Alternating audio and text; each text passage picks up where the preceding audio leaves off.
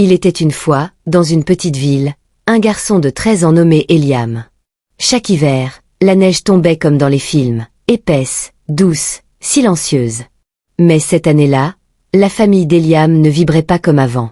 Son père travaillait loin, sa mère était fatiguée, et Noël approchait, sans véritable joie. Pourtant, Eliam avait un don particulier. Il parlait à la neige. Il disait que chaque flocon avait une histoire, et qu'en écoutant attentivement, on pouvait entendre des messages.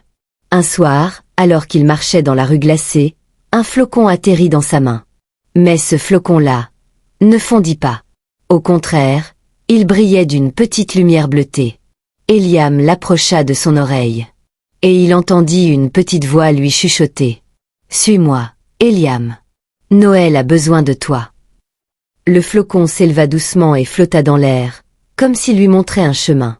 Eliam suivit la lumière jusqu'à la lisière d'une forêt enneigée où il n'allait jamais.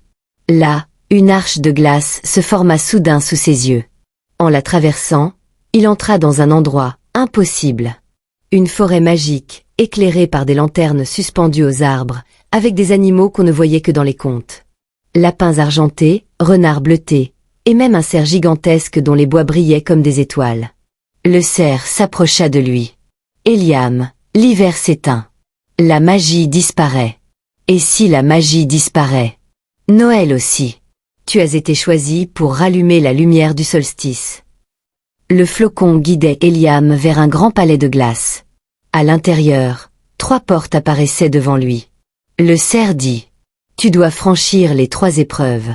La porte du courage, la porte du souvenir, et la porte du cœur pur. » Eliam devait traverser un pont de glace fragile au-dessus d'un gouffre. Le vent hurlait. La glace craquait. Mais il regarda le flocon, sa petite lumière le rassura et il avança, tremblant mais déterminé. Il réussit. Cette porte le plongea dans une vision de sa vie d'avant.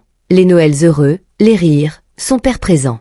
La voix du flocon murmura. « Ton passé n'est pas perdu, il t'aide à avancer. » Eliam accepta ses émotions. La porte s'ouvrit. Cette dernière salle montra de faux cadeaux magnifiques, argent, jouets, richesses. Pour rallumer la magie, Eliam devait choisir ce qu'il désirait le plus. Il posa la main sur un petit cœur de glace transparent. Le choix de l'amour, pas du matériel.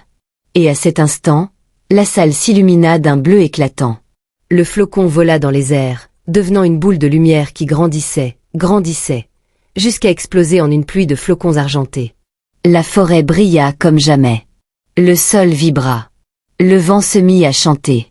La magie de l'hiver revenait. Le cerf s'inclina devant Eliam. « Tu viens de sauver la saison. La neige tombera à Noël, grâce à toi. » Quand Eliam repassa la porte de glace, il se retrouva dans sa rue.